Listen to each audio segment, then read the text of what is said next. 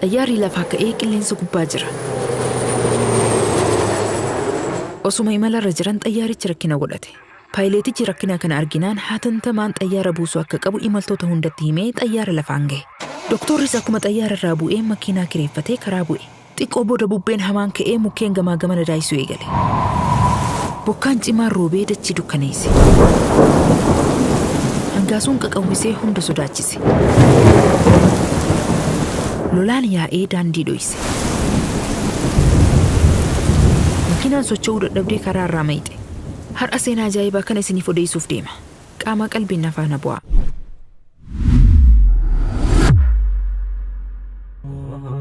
Bismillahirrahmanirrahiim. Assalaamu alaykum wa rahmatullaahi wa barakaatuh. Doktora cimaa dhibee gurguddaa wal'aanuun beekamu tokkotu jira. Doktorri kun walgahii guddaa akka murteessaa ta'e tokko irratti hirmaachuuf gara buufata xayyaaraa imale.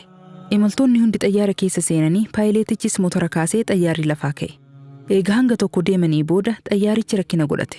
Paayileetichi rakkoo xayyaaraa kan hubannaan imaltoota hundaaf dhaamsa dabarse. Xayyaarri kun rakkoo teeknikaa godhatee jira. Buufata xayyaaraa tokkotti dhihaannee jirra. Achitti isin buusuun dirqama. Hin cinqaminaa. Tasgabbaayaa taa'aa jedhee labse. Akkuma karoorfametti osoo rakkoon tokko hin argamin xayyaarri lafa ga'e. Doktorichi kun haalaan gadde. Walgahiin kun jireenya isaatiif akkaan murteessaadha. Yeroo dheeraaf hawwii guddaan eegaa ture. Kanaafuu carraa argame hundatti fayyadamee walgahicha irratti hirmaachuu qaba jedhee hojjettoota buufata xayyaara sanii dubbise. Xayyaarri xixiqqaa yoo jiraate naaf ramadaa. Mallaqa barbaachisu niin kafala. Garuu walgahii kanarratti hirmaachuu qaba jedhee gaafatus xayyaarri isaaf ramadamuu hin argamne. Yoo haalaan jarjarte makiinaa kireeffadhuu deemi jedhaniin. Innis buufata xayyaaraa keessaa bahee makiinaa kireeffatee karaa bu'e. Imalli isa eeggatu akkaan dheeraa ta'us walgahiin kun akkaan barbaachisaa waan ta'eef wareegama barbaachisu kafaluuf murteessee cehe. Eega karaa dheeraa imalee booda ammas rakkoo biroo mudate. Roobni tasaa kan bubbee hamaa makatee roobee karaa itti dukkaneesse. Lolaanis yaa'ee daandii cufe. Kanaafuu karaa irraa maqee hanga roobni caamu eeguun dirqama itti ta'e.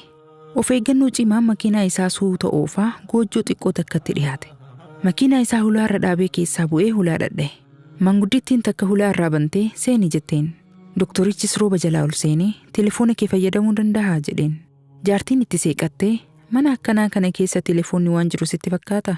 Nuti meeshaa elektirooniksii tokko illee hin qabnu. Teessoo sana irra taa'e. Shaayii qabbana sirraa ooftu sii fida jetteen. Doktorichis ni taa'e. Manguddittiin shaayii itti kennitee salaata sunnaa salaatuu eegalte. Eega salaata isii xumurtee booda harka rabbitti ol qabdee du'aayii goote. Yeroo du'aayii gootu imimmaan fuula isii jiisee irraa xoxa. Doktorichis shaayii lafa kaa'ee xiyyeeffannaan jaartii hordofuu eegale. Wayita isiin du'aayii geessitee lafaa kaatu rakkoo jabduu keessa jirtanatti fakkaata. Dhiifama wajjin osoo rakkoo teenaaf himtee natti tola. Tarii yoo humna qabaadhe si gargaaruu danda'a jedheen. Manguddittiinis waan isii mudate takka takkaan himteef. Waan hedduu rabbii kiyya kadhee irraa harkadhee jira. Du'aa'iin tiyya hundi qeebalamtee takka qofatu qeebaltii dhabe. Saniif halkanii fi guyyaa rabbii kiyyatti booya. Mucaan xiqqaan siree irra ciisu kun ilma intala tiyyaati. Haadhaa fi abbaas hin qabu. Anatu guddisaa jira. Dhukkuba kaansarii hamaan dararamu jira. Haakima humni tiyya dandeessu hunda geessee homaa furmaata dhabe. Doktoroonni naannoo kana jiran hundi Dr. Sa'iid tokko naaf iyya'an. Inni magaalaa akkaan asirraa fagaattu takka jira. Daa'ima kana isatti geessuuf ani geejjibaaf mallaqa gahaas hin qabu. Humna ittiin wal'aansisu dhabee daa'imni intala tiyyaa na harkatti du'uuf deema jetteen. Doktorichi akka malee rifate. Miilli isaa jalatti laaffatee qaama isaa baadhachuu dadhabee jilbaan lafatti kufe. Subhaanallah yaa aayyoo dhugattuu rabbiin du'aayii tee ni qeebala. Du'aayiin tee lafan buutu. Rabbiin si dhagahee du'aayii teessiif awwaatee jira. Ati Dr. Sa'iid bira dhaquuf humna dhabdus Rabbiin guddaan dandeettii isaatiin Dr. Sa'iid sitti fidee jira. Doktorri ati bira dhaquu dadhabdee rakkattee kunoo si dura jira.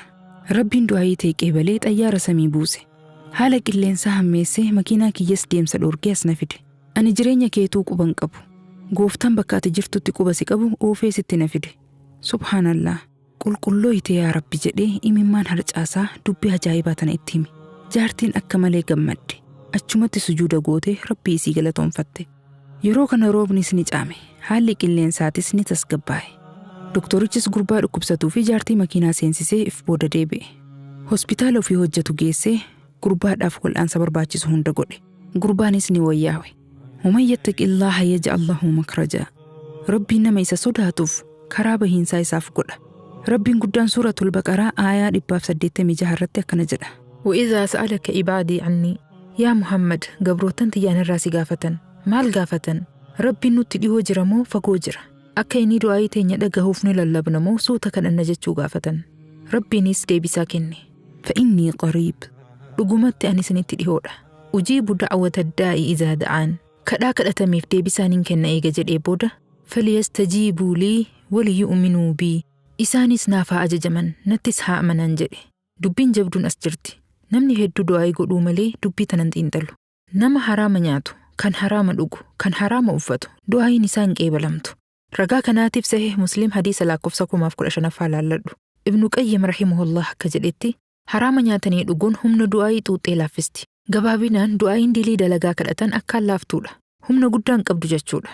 Falyastajiibuu lii. Isaanis naaf haa ajajaman. Rabbiif ajajamuu jechuun waan inni itti ajaje hunda hojjechuu fi waan inni irraa dhoorkerraa dhoorkamuudha. Shirki irraa fagaachuu, ilma namaatii fi lubbuu teezollomuu dhiisuu, dilii hunda irraa fagaachuu fi ibaadaa inni itti ajaje hunda hojjechuudha. Waliyu'minuu bii. Nattis haa amanan. Tafsiira Ingiliffaa irratti jechi kun haala lamaan hiikame.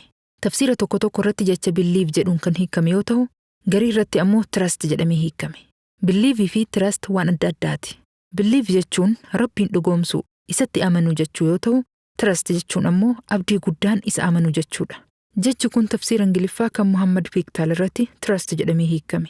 Akka hubannoo kiyyaatti jecha kana trust jedhanii hiikuun irra gaariidha.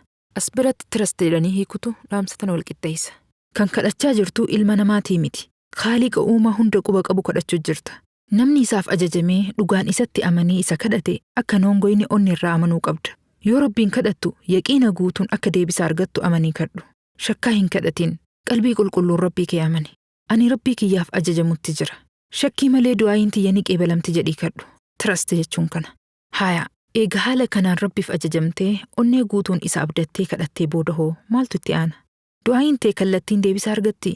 Tunis dubbii xiyyeeffannaa guddaa barbaaddu. Rabbiin aayata tana dubbii addaatiin xumure.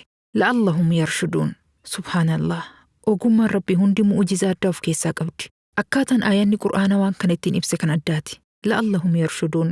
Akka qajeelfamaniif. Garam qajeelfaman. Karaa sirriitti qajeelfaman. Namni Rabbiif ajajamee dhugaan isatti amanee rakkoo itti jirtuuf isa kadhate. Karaa sirrii kan rakkina san keessaa ittiin bahutti qajeelfama.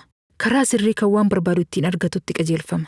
Karaa sirrii kan addunyaa fi akhiratti ittiin milkaa'utti qajeelfama. Dr. Muhammad Rashaad Abdullee Rabbiin rahmataa godhuu fi la'allahum yarshuduun jechuu tana hoggaasan karaa gaarii qajeelanii waan fedhan hunda argatan jedhee hiike. Hiikaa Qur'aanaa afaan Ingiliffaa kan Abdallah Yusuf Ali irratti ammoo they may walk in the right way jedhamee hiikame. Tarii gama karaa sirrii deemuu danda'an jechuudha. Namni Rabbiif ajajamee isa kadhate kadhaan isaa sun deebisa argattee daandii sirrii qajeelfamuu mala jechuudha. Kun maaliif barbaachise? Rabbiin karaa sirriitti isa qajeelchuu daran maaliif kallattiin du'aa isaatiif deebisaan kennini? Maaliif qajeela rakkina isaan furri jechuu dandeessu? Rabbiin waa hundaa sababaa wajjin dalaga. Osoo tahii jechuudhaan taasisuu danda'u waan hundaaf sababaa godhe. Kallattiin waan ati kadhattu osoo siif kennuu danda'u sababaa rakkina san keessaa si baasu siif fidee furmaata siif kenna. Mee seenaa ammarraa dubbanni kanatti haa ol deebinu. Gurbaan dhukkubsannaan jaartiin Rabbii isii kadhatte. Fayyaan harka Rabbii jirtiimi. Inni du'aa isii qeebalee qajeela daa'ima san fayyisuu danda'a.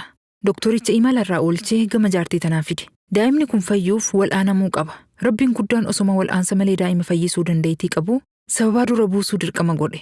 Look, formulaa tana laali. Yoo mallaqa kadhatte dalagaa gaarii siif baasa. Yookiin bakka dalagaa gaarii itti argattutti si qajeelcha. Yoo fayyaa kadhatte haakima gaariitti si qajeelcha. Yookiin bakka qorichi si fayyisu jirutti si qajeelcha. Yoo bultii gaarii kadhatte waahila jireenyaa gaariitti si qajeelcha. Rabbiin waa hundaaf sababa dura aansa.